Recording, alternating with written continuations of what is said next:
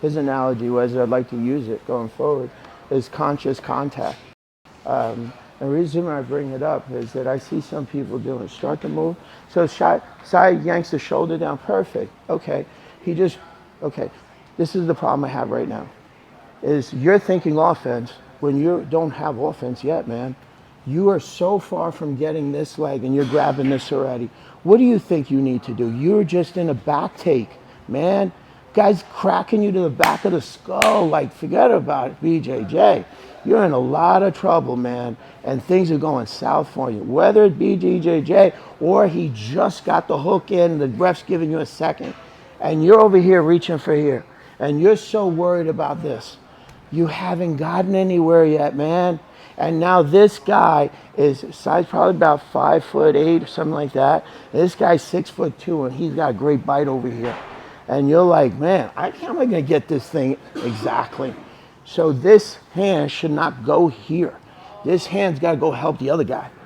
And that guy's gotta make an opening over there because this guy's coming up. And how would you go from a mounted escape, right? Mounted escapes have different variations, but one of them is, besides kipping, is to be on one hip, forcing your way through with a dead leg and getting, and now, but in this scenario, you're like this, reaching for a leg. Why wouldn't you go back to the basic principle of the fundamentals?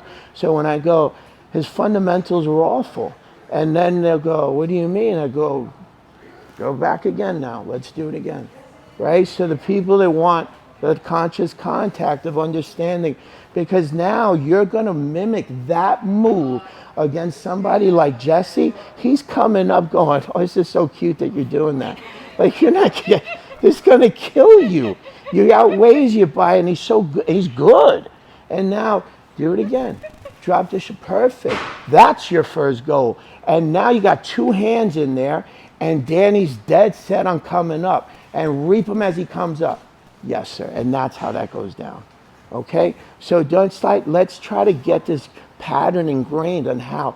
And then I saw some people with the far side, go back in there. Right. And this goes the same exact thing. Side escapes like this, right? And like this. And then some people, stay right here for me, before you came here, they're reaching, this hand's like in here.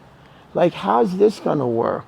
Like you're gonna pull him and he's pulling you and your leg hasn't even come through. I think you're helping him. So as Side pulls and Danny pulls together, you guys come up as a great package. He should pat you on the back and say thanks.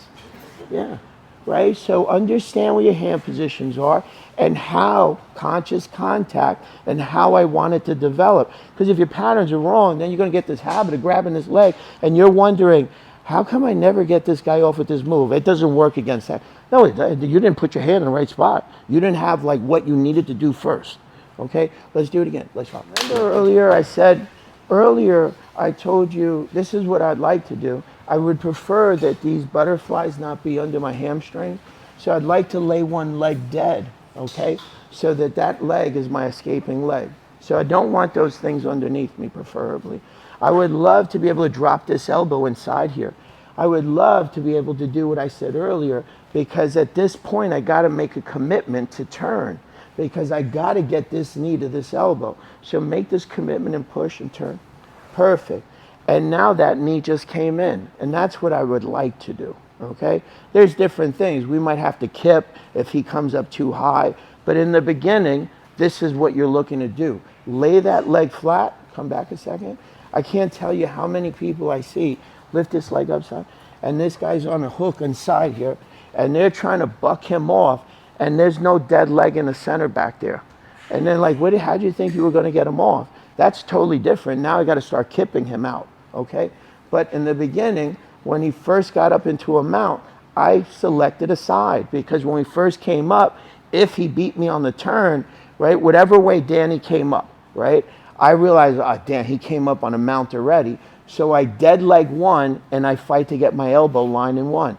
I don't want him spinning on my back side, because I still have to make a commitment. If I make a commitment too much that's what happens, okay? So I'm keeping this frame like I talked about earlier. You can start to see it's like, this is the same game. It just looks different from different angles. It's the same freaking frame, okay? Now I go into the turn, and I'm fighting to get that bottom elbow perfect. I'm gonna make this commitment that the guy's on top of me like this, okay? And he's leveraged this way. Sai, I want you to recover. Yes, sir. Exactly. And I'd like it to also be that you take this leg. Let me in there for a second. Meaning this. The recovery is beautiful, but I really would like to take the leg. So with a dead leg like this, I'm like this. As I get here, I got one kneecap in. Why can't we do what we've been doing, which was elevating him, right? I just took my leg out, right? Either this way, like we did the other day. Same thing, isn't it? I turn, I reap, now I expose the heel, and I'm on the same position, right? The only thing different, he's on top of me, right? This is where we were. I got my knee line in, and he's like this, and my hands were here. You're not controlling my head. I can kind of do anything I want to you. If I want to just lift you up a little bit, pockets exposed for the reap. So now as I hold this position, that's that same move. Come back a second, right? Remember the other day where we lifted him like this, and I threw him up, and I was like this, and I told you, same thing. What's the difference? Because I started with one leg like this, right? This is the same thing. I just added another bell and whistle that I took us this way, or potentially I came in this way to, see right there, I came in this way to hook this leg and now take you into this whole double trouble series where I expose this one, right? So it's the same position, same exact position. I just need you to recognize it faster and faster and faster. That's all I need you to do, okay? So we're gonna do right now from mounted position, right? The only thing different, same exact elevation, same everything, right? Difference, I was here the other day, last week we were like this, I went like this, I dropped it, and whether I attack this leg or this leg, same thing, legs long, right? Come back. I'm like this, I was like this, dead leg, right? Same position. I can lift him at any point, only different days a little bit higher, who cares? At this point my hand was here, you don't have any control of my hand, my head. At any point I could hike this shoulder out of the way, full pockets exposed, heels on, right? So same exact thing. I just need you to recognize you're in that same spot. Let's apply the same move, okay? Let's partner up. You are only as strong as your weakest link. No matter how tight the chain is, whatever the weakness is, you'll expose it. A high-level player. If Sai did everything right, do everything, Sai? I'm going to explain something. I'm like this. Stay right. Okay, stay right there. Initially, right, there's already, this isn't bad. Come back 1 second this way. So Sai's going to come this way. And now this guy's like here trying to hold on to you. He just realizes this goes to a Y wedge here, and I hike the shoulder high. Stay right there for me. He's going to fight off of his hands to back up, right, or run away from me.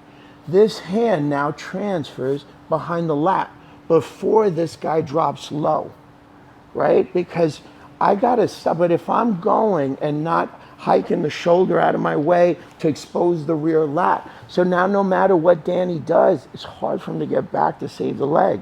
He's got to make a commitment to run, which exposes his pocket even more. But yeah, but so I don't want you to start going. I see something, not everybody. So I did it right, and I don't have a problem with the hand placements. I'm just telling you a lot of times, because you were like this, go back 1 second, right? We were, go back 1 sec. Just stay up for 1 second. Initially, right, we're like this. When we first knee elbow escape, the knee, this was that knee that elbowed, this hand was here. This hand has a quicker time gap to this, right? So now this gets hiked up. This exposes this. And now this guy comes in here, so this guy can drop to here, right? But if I'm not understanding my weakest link in the move, I'm going to have an issue on a high-level player, because he can run away from me, and I wouldn't mind that, but I don't want this big, heavy dude coming back and securing the back of my skull, and I'm trying to get on this head through here. But where is Sai now? Wrong hand on side, reaching low, and now he's starting to bury this leg back in and trying to make and yeah, I know, but you didn't do anything over here, right? So try your best to capture the patterns, because you're back to the same saying, you're only as strong as your weakest link, man. I don't care how strong the chain is, right? So these hands were like this. This guy was here, this guy was framed. When I start hiking him up, this guy's Y wedge, this guy's crossed. Okay, so let's partner up again. Good job.